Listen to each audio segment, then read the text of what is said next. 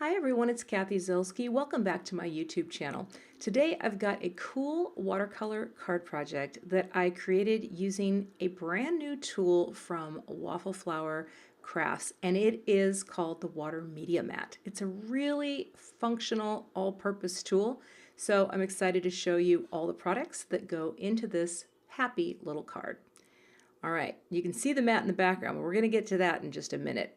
Starting out with the stamp set that I am going to be using today from Waffle. This is called We Herd. And yeah, the herd of bunnies and the herd of sheep. Pretty darn cute, if I do say so myself. Love a clever pun. There are also coordinating dies for this particular stamp set, and that will help to cut things out. And I love that Waffle dies come on magnetic backers, so that helps you to keep them organized.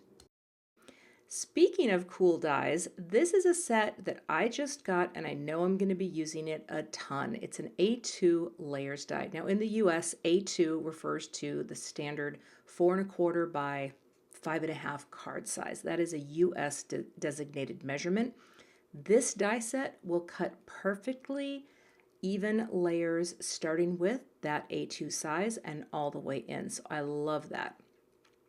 Got a couple inks today, the Versafine and the Versamark, plus a few brushes as we go. And I'm going to be using the Aquarella watercolor, the Artistico Extra White for my project today, along with my Mission Mijello Gold watercolors. And I'm not going to be using the palette here to be mixing because I'm going to be using the water mat. All right, now let's talk about the water mat. This thing is heat proof, waterproof. It has a little ledge. You have little wells. You can do mixing and playing and nothing's gonna make a mess because it's all contained in the mat. So I think this is pretty cool invention. So let's get started with stamping. I'm going to stamp the herd of sheep. I think they're really cute.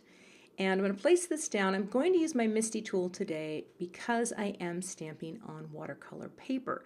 Watercolor paper is a little more toothy, you know, it's not as smooth.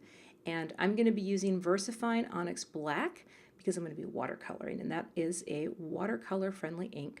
But I'm going to stamp down once, and when I lifted it up, I realized it just was not dark enough, and therein lies the beauty of the stamp positioner known as the MISTI, because I can keep stamping until I get the perfect amount of black. And again, with watercolor, it took me three go-rounds. Really quickly, I'm just going to show you this little thing that I keep my Gina K tidy towel in. It's a little holder, and it's nice because it doesn't make your towel as smelly. So I'll link that below. I'm going to freehand, or free range as I like to call it, stamp these little hats. I just wanted to place them perfectly because I'm going to die cut this stuff. And there you go. That one didn't go down so well. The magnet was in the way. So I'm just going to stamp a few extras in case I mess up, which I always like to do. Now here's all my watercolors. The palette's kind of a mess, and so here's what I'm going to do. I'm going to use the water mat. I'm going to bring in this dark, bold pink, and then I'm just going to take some of the white from this set right out of the tube because I want to create a light pink. I'm putting a wash of clean water all over my paper, and I'm going to bring it in. Now I had this big fat brush, and it just was not working at all. I ditched it very quickly. I should have just stayed with my other brushes that I have. I have this wonderful set. This one was probably a little too narrow as well, but all I wanted to do here was lay down some color on the background, just one color. Nothing fancy. There is not a lot of skill going on here, right, people? We're just laying down some color because what I'm going to do with this project is really just use white space to create a more interesting piece, and you'll see what I mean. The nice thing about this mat, it's also heat resistant, so I'm bringing in my tool to hasten the drying on my piece, and I will just set that aside and then move on to painting the other pieces. Again, using the mat, I've got a little bit of black and a little bit of white because I want gray. I'm not going to color in these sheep. I know better than that. I know my skill level is pretty limited with watercolor, but I thought I can make dirty little tops of the heads on all of them. My dirty little gang. There they are. This is all I'm doing. Taking a little gray and going around the tops of their heads, just working around on every single one of them, just to add a little shadowing and dimension. This is not, this is not challenging. You can do this. If I can do this, you can do this. So that's it. They're all getting little gray heads and a little bit around their ears. And I noticed that I had gotten a little bit of gray on one of their bodies. I just took some clean water, dabbed it down there, and then lifted it off with a paper towel. If you're quick enough, you can do that. Now I've brought that same pink that I created the background on, again adding a little white into it, and now I'm just going to color in their ears for just a little pop of color that will tie in perfectly with my background. And I'm also adding the same pink to the palms of the hats, laying down a little color and then coming in with a little bit of a darker shade of that pink and just blending it out a bit. Super, super simple, but there'll be some nice color harmony. All right, that looks pretty good. Next, I'm going to start building my rainbow. And I'm going to start here at the bottom because I'm going in a modified, let's see, Roy G. Biv. The pink is my red in the rainbow. I like to substitute pink, and I'm working backwards with the green. So each little area here I'm going to work on one at a time. I added some clean water into the balloon, and then I'm just bringing in that green over there as well. Just kind of blending it out as best I can. I'm not great with the blending, but I think it turned out pretty well. Now I'm bringing in the orange. So we've moved from red to orange in the rainbow. And as I was painting this too, I realized this orange isn't as dark as I thought it was. I had picked up the wrong orange color. I needed a darker version, but I decided to leave this part in, even though I redid the balloon with a darker orange, because the process is the same. Lay down some clean water, drop in your color, and try to blend it to the best of your ability. And the last part was to bring in that yellow. And again, you can see where that shows up in all the hats as well. Just a very simple rainbow. All right. And even though that wasn't the one I was going to end up using because I darkened everything up, no, trust me, it's all going to come together. But the hoof needed to go black. There we go. Now we're ready. I created a template using the die so that I could easily frame out the image. Because once you've spent time painting something, if you cut it wrong, that kind of sucks, So I create a little template, just helps me line up the die, tape it down, and then I'm able to cut out the image. And now I've got my little guy. I also cut out the other pieces because I didn't want to run those through the die and risk having something be messed up. All right, just like that, cut off the bottom, and now they're ready to go.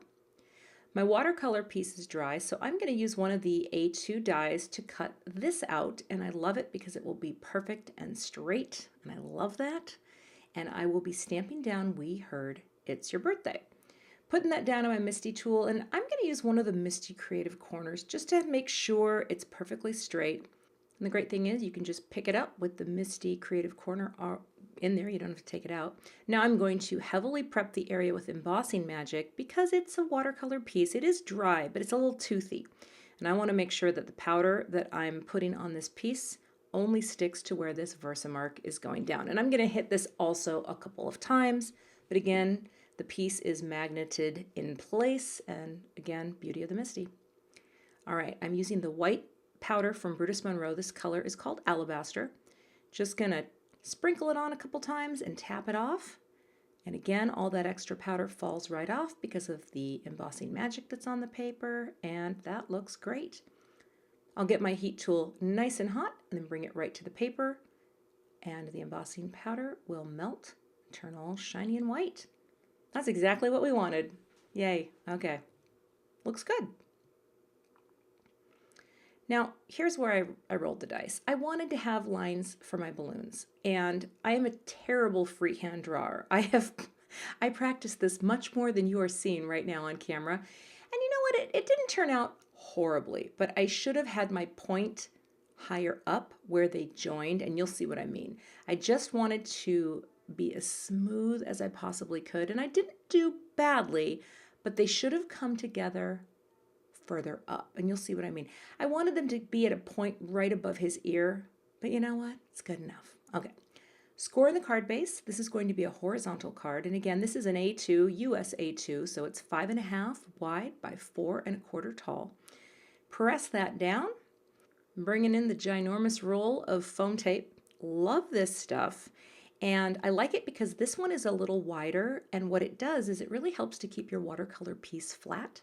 So now I can put that down on the card base. Look at that nice framing margin space. I also have foam squares on the back of my sheep, and I like to line them up with a piece of cardstock in place there. It just helps me get the bottoms flush. Now I'll add the balloons. And then the hats, they also have a little tiny foam square at the top, and I'm using Gina K's Dot Runner to hold them down onto the heads. Very, very simple, a simple repetition of 3, because 3 is a magic number. If you don't know that, you do now. And that's it. That's my simple card project. I like the fact that I'm just utilizing white as a color in this, so I didn't have to do magical painting. Just creating a bright, bold background with a little bit of the rainbow painted in creates a really simple project. So check out the water mat if you're interested. I think it's going to be a really fun thing to work with. Thanks for watching, and I'll see you back here with another card project soon.